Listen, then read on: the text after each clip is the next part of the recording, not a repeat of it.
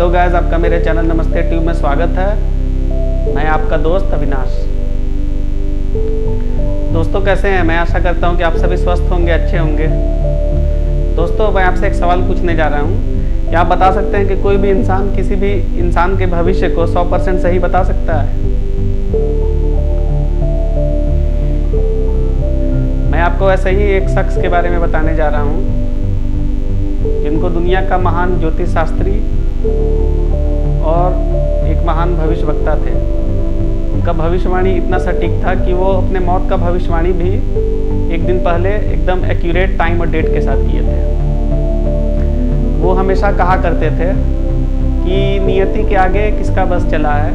मनुष्य चाहता बहुत चीज़ है लेकिन होता वही है जो नियति चाहती है। ठीक है दोस्तों, चलिए मैं आपको उन महान शख्स के बारे में बताने जा रहा हूँ जो कि किसी का भी हाथ देख के और भविष्यवाणी जो करते थे वो 100% सच साबित होता था। उन महान शख्स का नाम था कीरो। कीरो एक यूनानी शब्द है जिसका मतलब हाथ होता है। कीरो का जन्म 1 नवंबर 1866 को डबलिन आयरलैंड में हुआ था। उनका असली नाम था विलियम पीटर वॉरेन।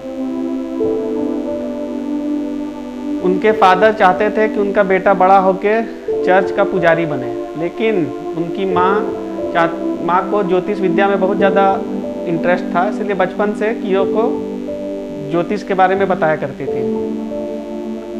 जब कीरो 10 साल के हुए तो उन्होंने हस्तरेखा विज्ञान के बारे में एक लेख प्रस्तुत किया।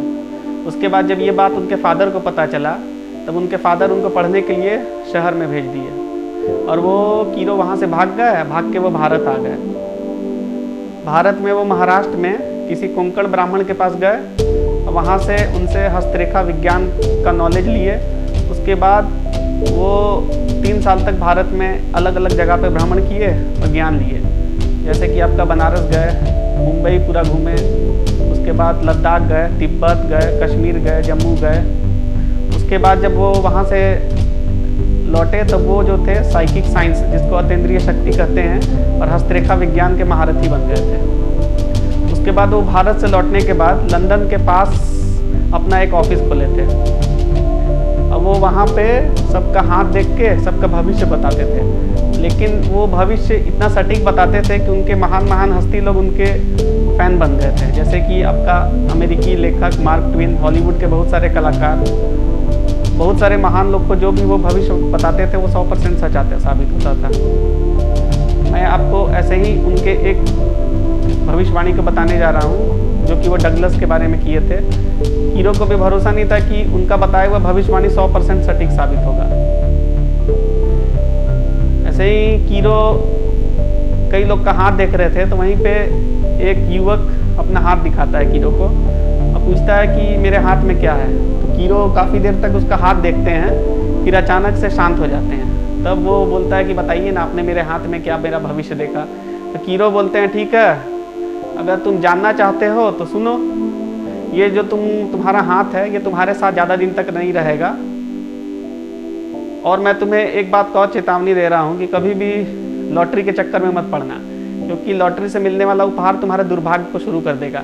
इसके बाद वो जो लड़का डगलस जो था गुस्सा आ जाता है, बोलता है नहीं आप क्या बोल रहे हैं, मैं कभी लॉटरी खेलूंगा ही नहीं, तो आपका भविष्यवाणी कैसे सही होगा। लेकिन वहाँ पे जितने लोग थे ये चीज़ जानते थे कि कीरो जो भी भविष्यवाणी करते हैं वो 100% सच साबित होता है, उसको नकारा नहीं जा सकता।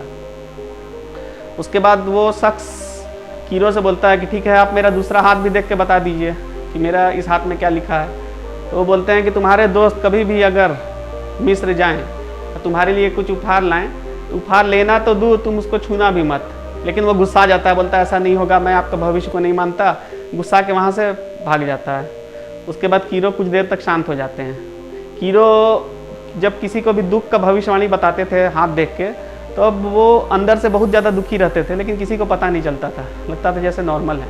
उसके बाद ऐसे ही 2 साल बीत गया, कीरो भी उस शख्स डगलस को भूल गए थे। तो 2 साल बाद एक शख्स आता है उनके ऑफिस में जो कि सूट पहना था, उसका एक हाथ कटा हुआ था और उसको देख के लग रहा था कि वो बीमार है और उसका दाढ़ी बढ़ा हुआ था। तो वो कीरो के ऑफिस में जाके बोलता है कीरो सर। तो वो बोलते हैं कि कौन हो तुम। तो बोलता है कि आपने मुझे नहीं पहचाना, मैं वही हूँ जिसके बारे में आपने भविष्यवाणी किया था, मेरा नाम डगलस है।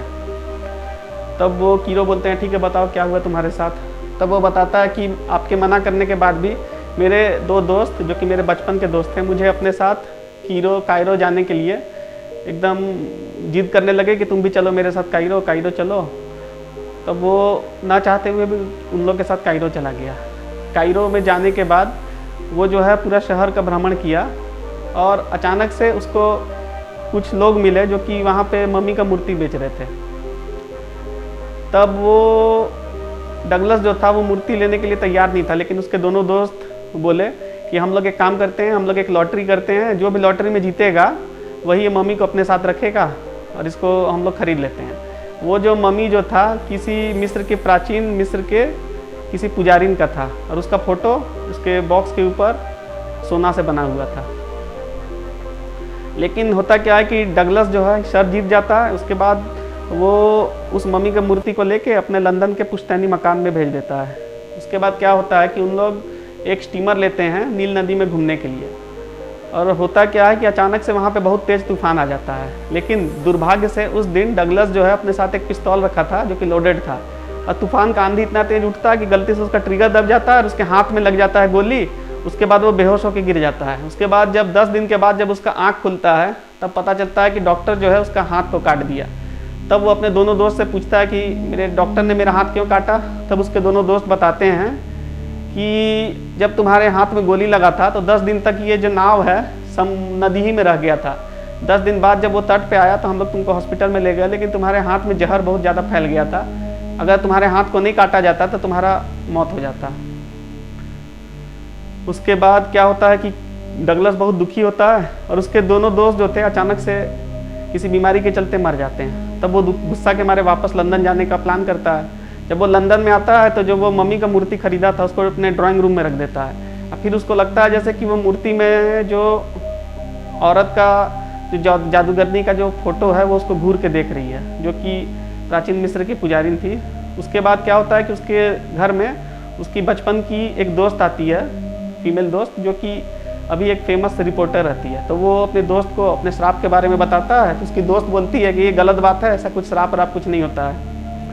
तब वो जो है मम्मी का मूर्ति को उसको दे देता है। तो वो जैसे ही लेके खुशी से घर जाती है तब उसकी मम्मी उससे मिलने के लिए जैसे ही उतरती हैं सीढ़ी से, तब अचानक से उनका पैर फिसल जाता है और वो हॉस्पिटल में चली जाती हैं। और कुछ दिन के बाद उनका मौत हो जाता है। और जो डगलस की दोस्त रहती है उसका सगाई फिक्स हुआ रहता है, अचानक से सगाई टूट जाता है। और वो जो है अपने घर में 4 कुत्ता पाली रहती है, चारों कुत्ते अचानक से पागल हो जाते हैं। फिर अंत में उसको उन लोग को गोली मारना पड़ता है। उसके बाद अचानक से वो भी बेड पे पड़ जाती है। तब उसको भी लगता है कि जो डगलस जो श्राप के बारे में बताया था मम्मी का, वो बात सही है। तब वो वापस डगलस को देने का निर्णय लेती है। डगलस भी सोचता है कि अब हम करें क्या, लेकिन वो तो फिर उसको लंदन के ब्रिटिश म्यूजियम में भेजने का उन लोग प्लान करते हैं। लेकिन उसके बाद भी जो डगलस की जो दोस्त थी उसका दुर्भाग्य कम नहीं होता है। वो अचानक से पागल हो जाती है और सुसाइड कर लेती है।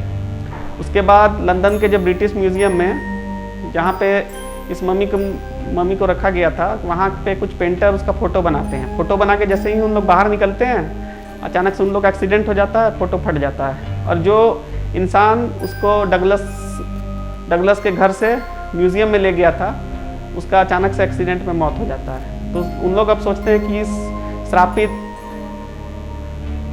मूर्ति को क्या करें। तो उसके बाद उन लोग उसको न्यूयॉर्क के म्यूज़ियम में भेजने का प्लानिंग करते हैं। उसके बाद उन लोग एक सबसे ताकतवर और सबसे सुंदर और सबसे अजेय शिप टाइटैनिक में उसको वापस न्यूयॉर्क भेजने का प्लान करते हैं। लेकिन दुर्भाग्य से ये शिप जो है रास्ता ही में 1912 में डूब जाता है और 1500 लोग के साथ वो मम्मी वाला मूर्ति जो है वो भी समुद्र में समा जाता है।